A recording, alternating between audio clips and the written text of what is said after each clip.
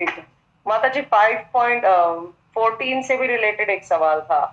बोलिए। किसी को पहले पूछना है तो पूछ लीजिए ना, मेरी और किसी सवाल। का कोई प्रश्न है? बाकी तीन जो हाँ। बैठे हैं म्यूट करके, अगर प्रश्न है तो पूछ लीजिए।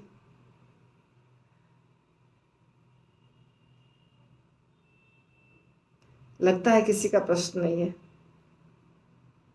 हाँ माता जी, 5.14 में जो आप बता रहे थे कि ये मेरा प्रश्न था कि कैसे हम अपने इंद्रियों को, मतलब जो इंद्रियों की वजह से ही जो कर्म फल है वो जुड़ते जा रहे हैं, तो कैसे हम प्रैक्टिकली इसको डिटैच कैसे करें, पृथक कैसे करें, मतलब प्रैक्टिकली लाइफ में। अब जैसे इंद्रिया है लेकिन फिर भूख लगी है तो खाना ही है, मतलब कैसे, वो कैसे करें। इसका उत्तर तो भगवान देते ही है ना, कि हम्म। इंद्रियों को हम सिर्फ और सिर्फ बुद्धि के द्वारा वश में कर सकते हैं। देखिए, हमारी जो हमारा जो मन है ना, मन बहुत हम्म। चंचल है। और मन सांप के जैसा है, उसको छूट दे दीजिएगा तो डस लेगा आपको। तो हम्म। इंद्रियां छटपटाती हैं। इंद्रियां तृप्ति करने के लिए छटपटाती हैं। जैसे जीवा चाहता है कुछ खा लें, कान चाहता है हम्म। कुछ सुन लें, आंखें चाहती है कुछ देख लें। तो वो एक मैसेज देता है ब्रेन को कि हमको ये चीज़ खाना है, हमको ये कपड़े पहनने हैं, कुछ भी जो इच्छा होती है। फिर वो जब मैसेज ब्रेन को देता है तो वहाँ पे मन है। ठीक है, मन है। मन से हुआ ना, ये मन से ही हुआ। इंद्रियां हम्म। और मन बगल बगल में है। तो मन करता है। जब मन करता है तो इंद्रियां कार्य करती है। पहले मन ही करता है वास्तव में।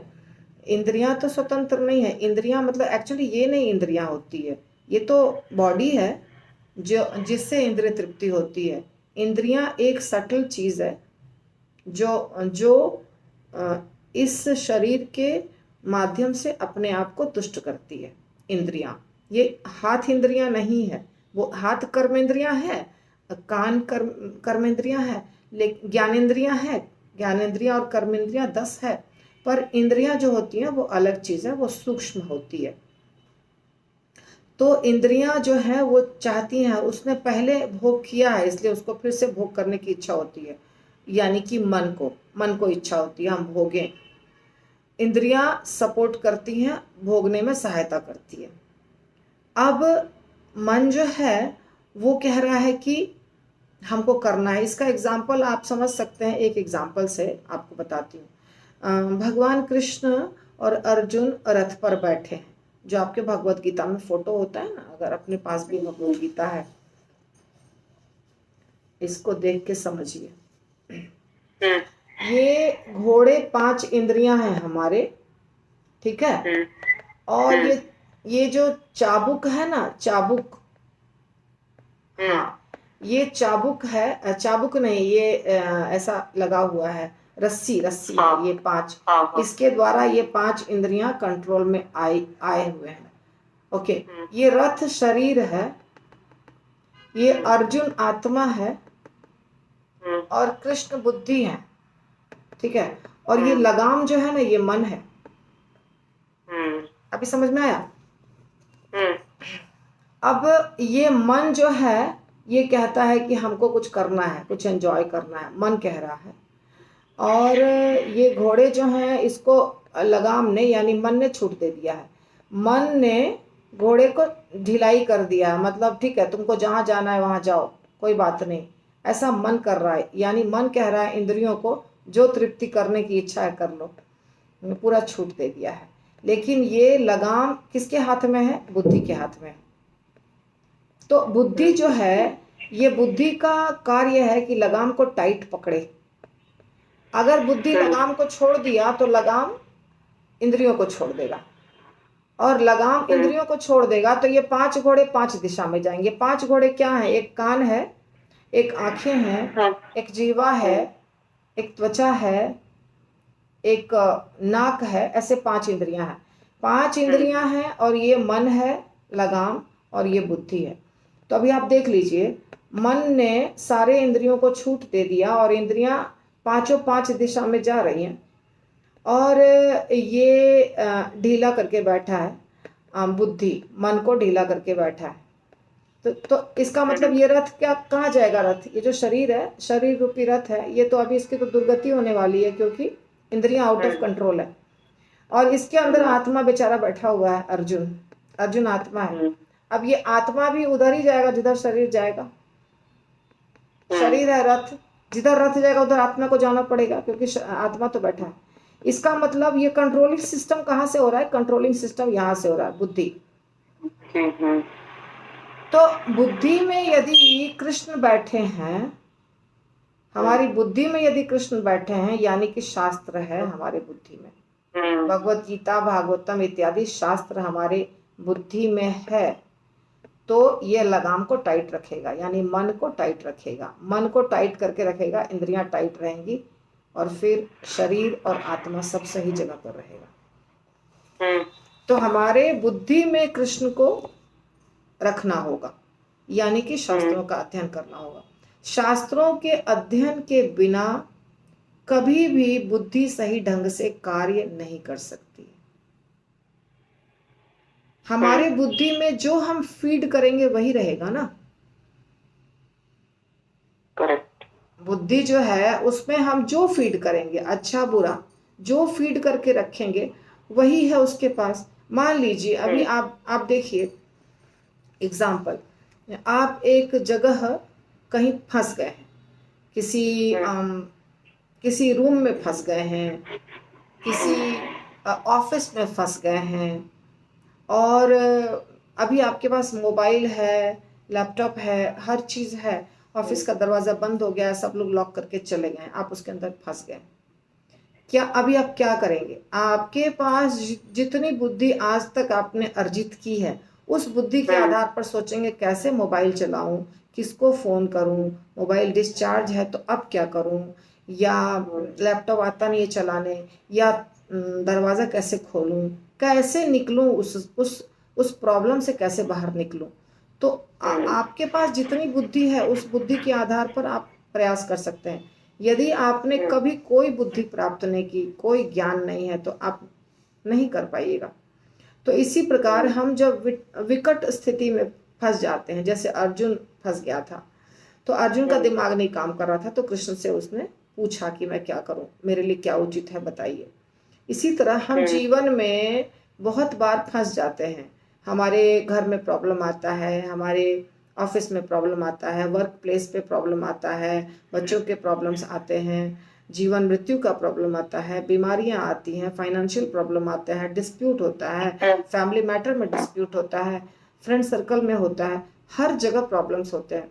तो उस प्रॉब्लम के समय आपका मन शांत रहे, आप उस प्रॉब्लम को टैकल कर पाए अच्छे से, ये सब होने के लिए आपके बुद्धि को बहुत मजबूत होना पड़ेगा। बुद्धि में सारे विचार होने चाहिए। जैसे ही प्रॉब्लम आया आपके दिमाग में सल्यूशन घूमने लगेगा। ऐसे प्रॉब्लम में कौन फंसा था? ऐसे प्रॉब्लम में विभीषण महाराज फंसे थे, प्रहलाद महाराज फंसे थे, कि अर्जुन फंसा था, अम्बरीश महाराज फंसे थे। कौन फंसा था? उसने क्या सलूशन निकाला था? मुझे भी वही निकालना है। यदि आपको कोई एग्जाम्पल पता ही नहीं है, ना प्रभुपाद के बारे में पता है, ना भगवत गीता के बारे में पता है, ना महाभारत रामायण के बारे में पता है, ना कोई कैरेक्टर के बारे में पता है, क्या पता है कोई भौतिक नॉवेल है, भौतिक सीरियल है, वो पता है, तो सलूशन क्या निकलेगा?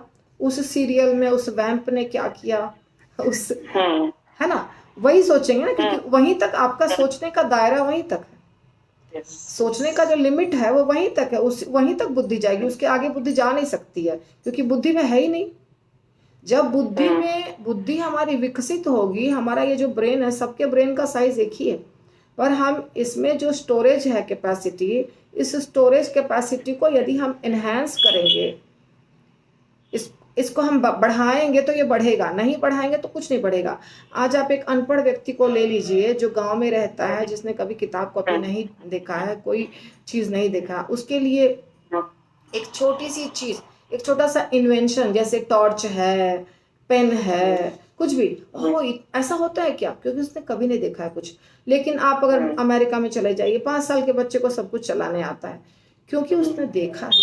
वैसे ही इस दुनिया में जितनी चीजें हैं उसमें से क्या हम प्राप्त करें जिससे हमारा ब्रेन विकसित हो जाए, हमारी बुद्धि विकसित हो जाए। हमारे बुद्धि में सब कुछ होना चाहिए कि हर परिस्थिति का मुकाबला हम कर सकें। तो हमारे बुद्धि में परिस्थितियों का मुकाबला करने के लिए सर्वोत्तम उपाय क्या है? धर्मशास्त्र। बाकी कोई शास्त्र आपको स्मार्ट नहीं बनाता है, वो सिर्फ पैसा कमाना सिखाते हैं। बाकी जितने पुस्तकें हैं वो सिर्फ पैसा कमाना सिखाते हैं, लेकिन आपको मानसिक रूप से स्ट्रांग बनाता है सिर्फ धर्मशास्त्र। मानसिक रूप से, मेंटली। आप देखिए किसी भी साधु महात्मा को देखिए, जो रियल में साधु महात्मा है, भक्त है, वो कितने भक्त होते हैं साधु महात्मा जो डिप्रेशन में जाते हैं। कितने साधु महात्मा डिप्रेशन में जाते हैं? कोई नहीं जाता डिप्रेशन में। उनके पास ना कोई बैंक बैलेंस है, ना घर है, ना गाड़ी है, ना कुछ भी नहीं है, फिर भी डिप्रेशन में नहीं जाते हैं, क्योंकि उनके पास बहुत बड़ी शक्ति है, उनके पास ज्ञान का भंडार है। उनको क्यों डिप्रेशन होगा? डिप्रेशन किसको होता है? जिसको सिर्फ एक ही चीज पता है, एंजॉयमेंट करना है। क्या चीज करें जो एंजॉयमेंट हो। अभी संडे आने वाला है, किधर पार्टी करें। अभी क्रिसमस आने वाला है, किधर पार्टी करें। क्योंकि उनको लगता है एक साथ सब लोग मिले, अच्छे कपड़े पहन के जाएंगे, अच्छा खाएंगे, बस यही दुनिया है, यही चीज है। इसके सिवाय कुछ भी समझ में नहीं आता है। पैसा कमाओ, भोग करो, पैसा कमाओ, भोग करो, इसके सिवाय कुछ सोच ही नहीं सकते। तो अपनी सोच को जब आप बड़ा कर दीजिएगा तो सारी समस्या समाप्त हो जाएगी। और जितना ज्यादा अध्ययन करेंगे शास्त्रों का, उतना ज्यादा हमारा बुद्धि, हमारा दिमाग विकसित होगा। जितना ज्यादा, दिन भर में 10 घंटा अध्ययन करेंगे उससे, और मतलब पूरा जीवन हमारे लिए कम है, इतने ज्यादा शास्त्र हैं। जितना ज्यादा अध्ययन करेंगे उतना ज्यादा स्मार्ट बनते जाएंगे आप, रोज, हर दिन। बहुत अच्छा माता जी, बहुत अच्छा। आज बच्चों को सब सुनाऊंगी। पार्टी आ रहा है, न्यू ईयर पार्टी। सच। सही बात है, सही बात है। हाँ, वैराग्य। बहुत बहुत मजा आया। और कुछ, किसी का कोई प्रश्न है? समय तो हो चुका है लगता है मुझे। हरे कृष्ण माता जी। यस माता जी। हाँ माता जी, जैसे अभी आप सवेरे ये ले रहे हैं भागवतम, तो जैसे आप जैसे जैसे ले रहे वैसे हर टाइम वो मतलब परपट पढ़ लेना चाहिए हम लोग ने। हाँ, पढ़ना चाहिए, पढ़ना चाहिए। मैं तो बोलती हूँ हमेशा आप लोग को पढ़ने के लिए। वही है, तभी आएगा ना, क्वेश्चन भी उठेंगे, और प्रभुपाद ने जो लिखा है वो समझ में भी आएगा। नहीं समझ